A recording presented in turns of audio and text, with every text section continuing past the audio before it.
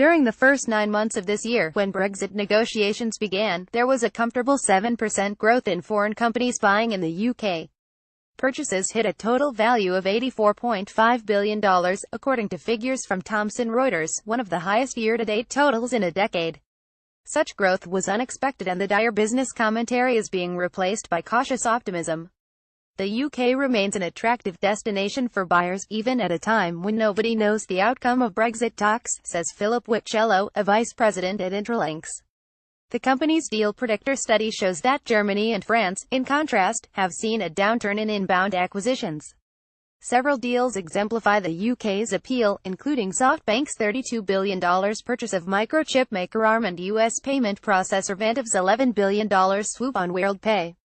Of course, the Brexit vote rather diminished the value of the pound, which is still on average down more than 10% against the dollar, offering foreign buyers better value. Among American buyers, AMC Theaters acquired Odeon UCI Cinemas for $1.2 billion, citing the favorable currency exchange. The benefits have been limited, nevertheless, with the poor sterling hurting profits when foreign buyers convert pounds back into their currency. Steve Iverme, managing partner of transaction advisory services at A, says opportunistic inbound acquisitions have eased off, which suggests that for buyers fundamentals, such as economic exposure and the quality of an asset, play a more important role than currency movements. But the outcome of Brexit remains unnervingly unclear, and this might be expected to upset acquisitions. The answer to why it has not really done so lies in the fact that uncertainty has become normal. Right after the Brexit referendum, a number of things were on pause, says Ian McMillan, global head of mergers and acquisitions MA at Deloitte. Things are now picking up again, and people who thought it was going to be incredibly different are a little more comfortable. In fact, the unsure business environment is even serving to drive acquisitions, with private funds scooping up a number of UK businesses' less desired assets. UK businesses have also been bolstering their own position, making $92 billion of outbound acquisitions this year, according to Thomson Reuters figures. Agreements include BAT's acquisition of Reynolds American for $49 billion, creating the world's largest publicly listed tobacco firm. Meanwhile, domestic deals were up 96%. Brexit is being treated as yet another risk for businesses, and they increasingly think they can manage it. The more M&A activity taking place, the more confidence in the market.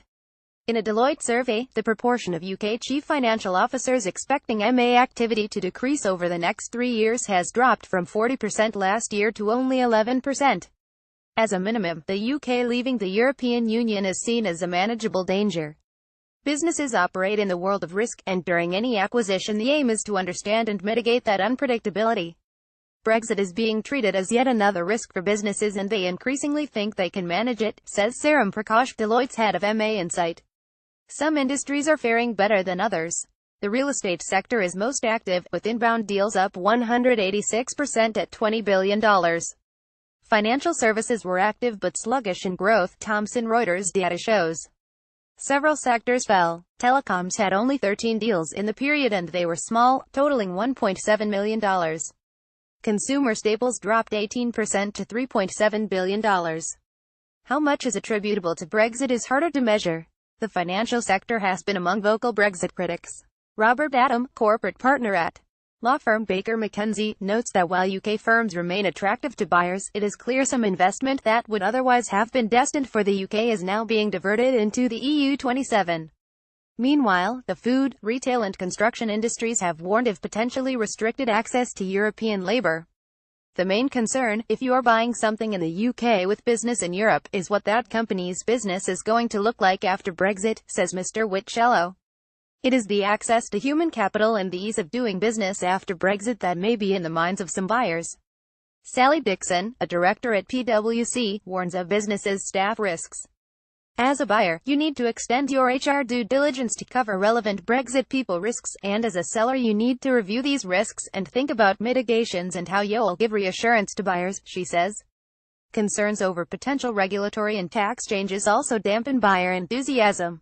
In the United States, tax changes are cited as derailing the Pfizer and Allergen merger, while anti-competitive courts blocked the link-up of Halliburton and Baker Hughes.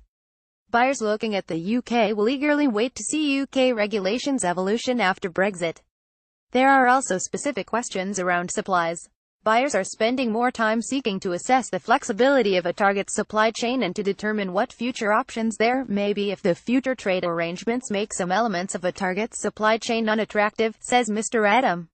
In spite of these concerns, it is clear the UK is still a popular destination for acquisitions. The UK is, and will remain, an open economy with a strong tradition of originating and growing successful companies, Mr. Iverme concludes. While some buyers wait for the Brexit picture to clarify, others will assertively acquire UK companies, perhaps with just a little more risk management.